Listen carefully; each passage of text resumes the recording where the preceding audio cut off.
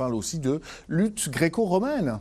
Avec le parcours incroyable de Jamal Valizadeh, ce lutteur iranien menacé dans son pays a fui vers la France il y a quelques années.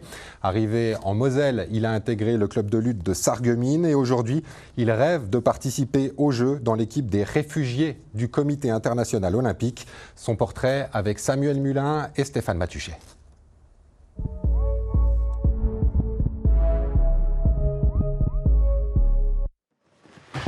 Lutter sur les tapis, comme dans la vie. Jamal Valizadeh est iranien et spécialiste en lutte gréco-romaine. Une discipline où les combattants ne peuvent utiliser que leurs bras pour attaquer le haut du corps de leur adversaire. Un sport traditionnel dans son pays d'origine qui a bercé toute son enfance. Je rêvais tout le temps de participer à des tournois, des compétitions haut niveau. Parce que je viens d'une famille, il y a tous mes cousins, ils étaient lutteurs, ils faisaient médailles. Je rêvais de faire pareil qu'eux. Mais la lutte, Jamal Valizadeh la pratique loin de son pays désormais. En 2014, il prend part à une manifestation en faveur des Kurdes iraniens, menacés par l'expansion de l'État islamique. Il est alors arrêté par la police. J'étais en prison pendant 2 semaines.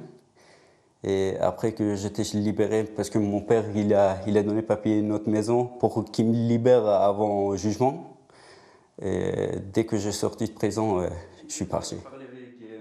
J'étais un simple étudiant qui essayait de défendre la liberté d'expression, religion, tout. Jamal fuit sa région natale et se cache dans la capitale, Téhéran. Il y travaille pendant 6 mois pour gagner de l'argent et se payer les services d'un passeur. Il franchit ensuite les montagnes turques pour arriver à Istanbul. Quelques mois plus tard, il embarque sur un bateau gonflable pour rejoindre la Grèce. C'était vraiment compliqué parce qu'à la fin, il restait à peu près 500-600 mètres et le bateau a commencé à couler dans l'eau et on a laissé le bateau pour les enfants, pour les femmes. Il parvient à rejoindre une île grecque avant un long périple où il traverse l'Europe en train, en bus ou à pied.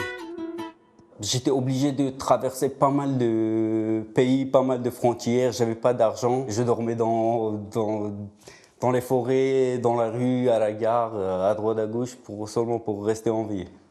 Jamal arrive à Paris le 1er janvier 2016. S'ensuit un long processus pour obtenir son statut de réfugié.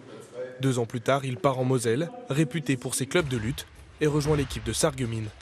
C'est quelqu'un qui vraiment est un exemple pour beaucoup de personnes, parce qu'on voit vraiment la volonté et toujours d'aller de l'avant et jamais se plaindre. C'est vraiment quelqu'un qui est merveilleux. Il met tout ce qu'il peut de son côté pour y arriver. Après, on sait qu'en lutte, c'est hyper dur, hein, étant donné qu'il n'y a que 16 places par catégorie de poids. Jamal s'entraîne entre Sarrebruck et Sarreguemines. Depuis 1 an, il a intégré le programme des réfugiés du Comité international olympique, une équipe avec laquelle le lutteur iranien rêve de participer aux Jeux chez les moins de 60 kilos. On peut montrer au monde que les réfugiés, quelqu'un qui était obligé de fuir de son pays, qu'on est capable de faire exactement pareil que tous les autres athlètes qui se présentent aux Jeux olympiques.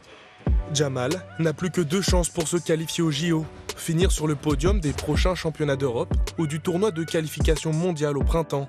Une dernière marche, un dernier défi pour un homme qui n'a jamais abandonné son rêve olympique.